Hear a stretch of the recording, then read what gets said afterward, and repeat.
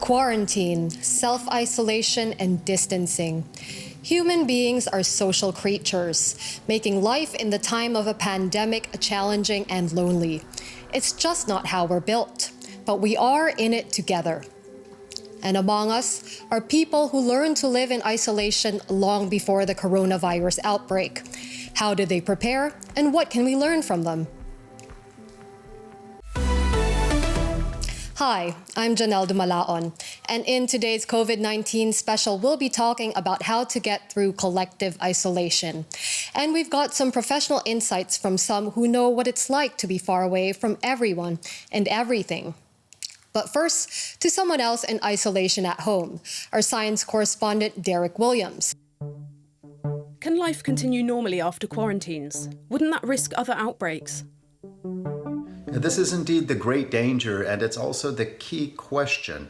Even if strict social distancing helps us to flatten the epidemiological curve by suppressing the numbers of new infections, won't the number of people getting it just skyrocket again once we end those measures? Are we just kicking the can down the road? A lot of eyes are turning to China now as it cautiously begins to lift some of the draconian restrictions that have been in place there for the last couple of months. Everyone is sort of waiting with bated breath to see whether the number of new cases there begins to rise again. But there are an awful lot of experts now saying that until we come up with an effective vaccine, the new coronavirus is here to stay. At least in the near future, to keep it from overwhelming health systems, we'll all have to get used to social distancing as the new norm, along with the isolation that brings.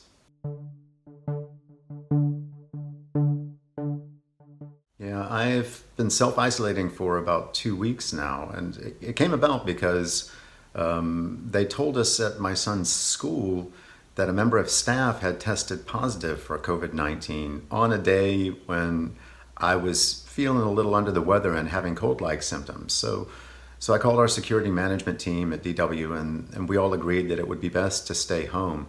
But within days, we were all doing it. You know, here we are 14 days later, and it's astonishing how fast it's become really the new norm. If you told me even a month ago that this is where I would be sitting right now, broadcasting from my living room, I would have laughed. But I'm not laughing now.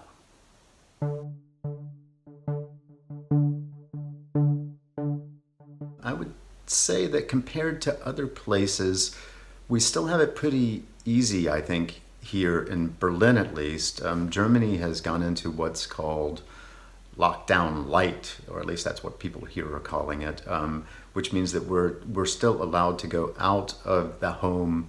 But in general, I think that the biggest challenge for me so far has been sort of separating my work time from my leisure time. It's really difficult to work out of your home, I'm discovering, much more difficult than I thought it was going to be. Another big issue for me is that there's only sort of one topic that's being discussed, both professionally and privately with my family and when I talk to friends on the phone. Everybody's only talking about coronavirus. You want a little more distraction, and you want a wider range of topics. That's really kind of a big challenge.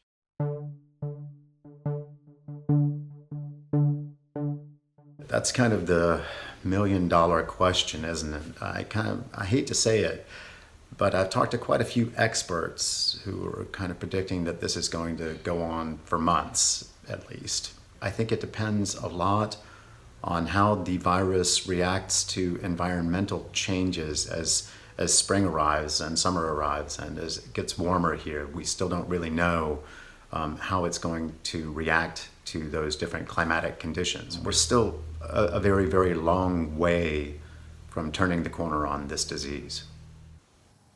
Now there's being stuck at home, but arguably there are tougher places to be alone. Astronaut Matthias Maurer has been training for years for his future flight into space and isolation. Hello, Cape Control. This is Matthias, the mission scientist, and this is my log for mission day 2. Cut off from the outside world with little equipment and even fewer comforts, Matthias Maurer spent 6 days in the darkness of this cave in Italy to help him prepare for the rigors of space. He learned how to explore unknown surroundings and how to conduct scientific experiments underground. And Matthias Maurer joins us now. Matthias, welcome. You're also having to stay home these days. Has your astronaut training helped at all? Yes, I feel I'm quite prepared for the isolation. I mean, I lived in a cave for several days. I lived also underwater for 16 days in a very tiny, confined environment with other people, and we got pretty well along each other. Well, what would you say the hardest part was then? Was it communication? Was it the cabin fever, or in your case, the cave fever, or something else completely? Well, it's living together with other people, like in a confined environment for an extended period of time. And for astronauts, it's even a little bit more complicated because once we're in space, we will live there for 6 months. We all come from different countries, speak different languages, have a cultural background which is different. And so communication is the key.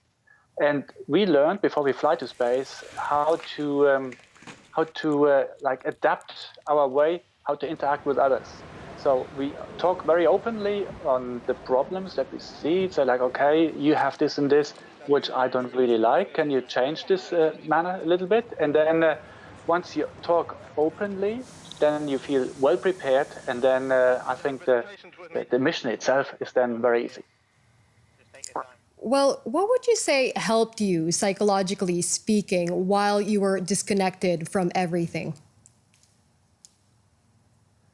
Well, it's very important to have a regular schedule during the day. So I plan my day and I plan a project. I plan also positive parts that I have during the day.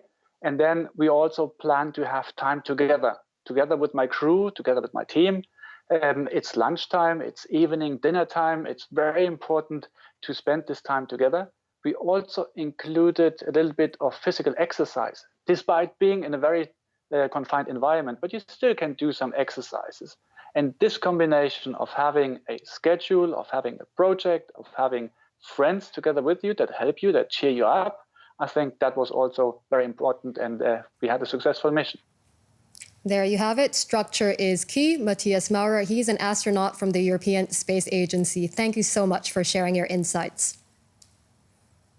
My pleasure.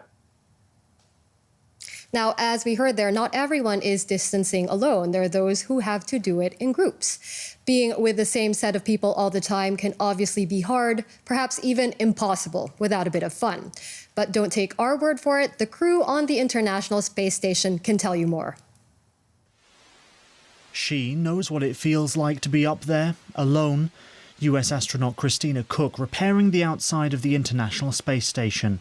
Last year, she set a record by spending 328 days in space. In the ISS, you literally couldn't get any further from the coronavirus, but the astronauts on board have a lot in common with the millions in isolation 400 kilometres away back on Earth. Constantly packed in together, yet separated from any other life, unable to visit family and friends for months. That's why crew are trained to deal with the psychological impact of living in space. Keeping busy is the key. Whether working, getting a haircut, or, of course, having a restful night's sleep. The ISS crew, like Christina, know all too well how to stay healthy and happy in isolation. Jack Stuster is an isolation researcher and a cultural anthropologist specializing in the measurement and enhancement of human performance in extreme environments. Well, that's a mouthful there. You've done a lot of work with astronauts. You've been advising NASA for several decades. What sort of advice have you given to astronauts giving up a way of life on Earth to go to space, seeing as that can be helpful now? Well, most astronauts determined before their mission that getting along with their crewmates will be their highest objective. And they work toward that goal. Ways to foster the group solidarity that's necessary when things become a problem, or to work to a schedule, as Matthias had just said. But it is okay to sleep in, not on the International Space Station, but when you're confined in your homes, sleep is good. Just make sure that you have a schedule and that you make a list of objectives. And I think the key to surviving I'm in our 12th day of isolation now, but the key is to view this as an opportunity rather than an obstacle, an opportunity to finish projects that you had let slide around the house, an opportunity to read a book that you'd always wanted to read, an opportunity to call friends and family and talk for as long as you would like, and to check in on their physical and behavioral health. So I guess in some way it is a matter of reframing, but there's knowing you'd be isolated for a limited time, like on a space mission, versus now where nobody knows how long they'll have to stay home for. How does one deal with the open-endedness, perhaps, of this isolation? Yes, that is the difficult part. This is imposed on us. We didn't volunteer for this space mission, but we are indeed passengers on a spacecraft passing through space and time together. And some of the ways that we can make this work is to consciously attempt to be polite and respectful with those with whom we're confined, to avoid derisive humor, the kind of humor that establishes wedges between people. Humor is fine. It is an excellent coping mechanism, but avoid the derisive humor that is so common, especially among men.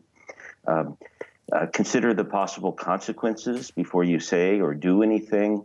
Consciously attempt to be cheerful and supportive of your housemates or your crewmates, and eat at least one meal together each day. The importance of kindness there again, and the importance of avoiding derisive humor.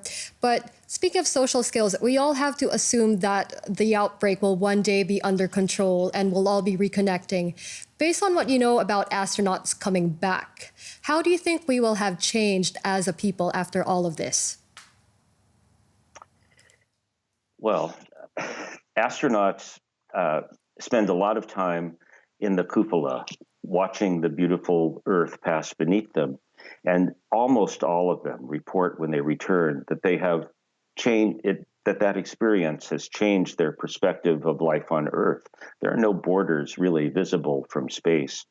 And during the early days of the ISS space station, there would be an American fighter pilot teamed with a former Soviet fighter pilot. They had trained their entire careers to kill each other, and yet they got along famously. They lived in perfect harmony and working toward the same goals. And I think that that's the kind of thing that we can derive from this experience. We're all working towards the same goals. A reminder from Jack Stuster. He's an isolation researcher and longtime advisor to NASA. Thank you very much. And that was our DW COVID-19 special. For more, do check out our social media channels. I'm Janelle Dumalaon. We'll leave you now with music from opera singers singing together from Greece, but alone in their own homes. Thank you for watching, and stay healthy, everyone.